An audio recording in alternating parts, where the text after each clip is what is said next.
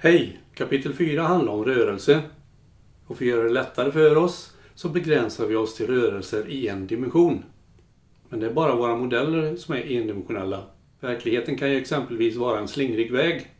Men har vi en startpunkt och en slutpunkt så kan vi skriva sträckan däremellan som ett rakt streck. Sträcka, hastighet och acceleration är egentligen vektorer, precis som krafterna vi tittar på i kapitel 2. Men eftersom vi tittar bara på upp, ner, vänster eller höger så behöver vi bara hålla reda på om det är positivt eller negativt tal. Vi definierar ju alltså först vilket håll som vi anser är positivt och sen kommer värdena bli definierade utifrån den definitionen. Så om vi definierar vår väg från vänster till höger så betyder det att sträckan ökar när vi går åt höger. Likaså hastigheten. Är hastigheten positiv så går bilen åt höger. Är hastigheten negativ så går bilen åt vänster.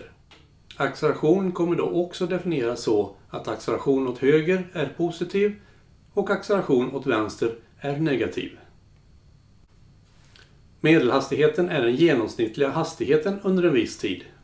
Om det tar mig 2 timmar och 20 minuter att köra från Karlskrona till Malmö, en sträcka på drygt 20 mil, så är min genomsnittshastighet cirka 88 km i timmen. Men det är ju så, ibland måste jag köra långsammare, som exempelvis i samhällen. Och ibland kan jag köra fortare, exempelvis när jag är på en motorväg. Det kallas då för momentanhastighet, det vill säga hastigheten vid en viss tidpunkt. Acceleration är ju en hastighetsförändring som sker under en viss tid. Om accelerationen är åt samma håll som hastigheten så ökar hastigheten.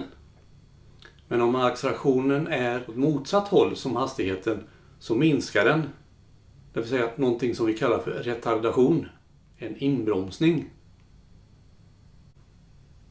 Fritt fall är ett exempel på en likformigt accelererad rörelse.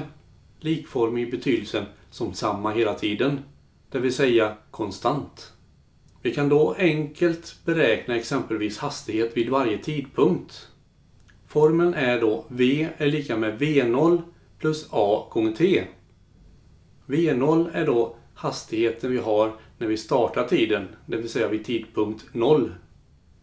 A är ju naturligtvis accelerationen och T är tiden vi räknar. Sträckan kan också enkelt räknas ut vid konstant acceleration. Om vi vet hastigheten vid tidpunkten T är lika med 0, det vill säga V0, och vi vet hastigheten vid punkt T, så tar man bara genomsnittshastigheten, det vill säga V0 plus V delat med 2 och multiplicerar detta med tiden T.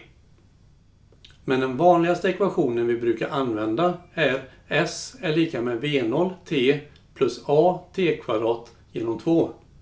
Där V0 fortfarande står för hastigheten vid tidpunkten T är lika med 0. Vid fritt fall exempelvis så är accelerationen 9,82 meter per sekund kvadrat. Det vill säga samma som G. Men kom ihåg detta, dessa ekvationerna gäller bara vid konstant acceleration.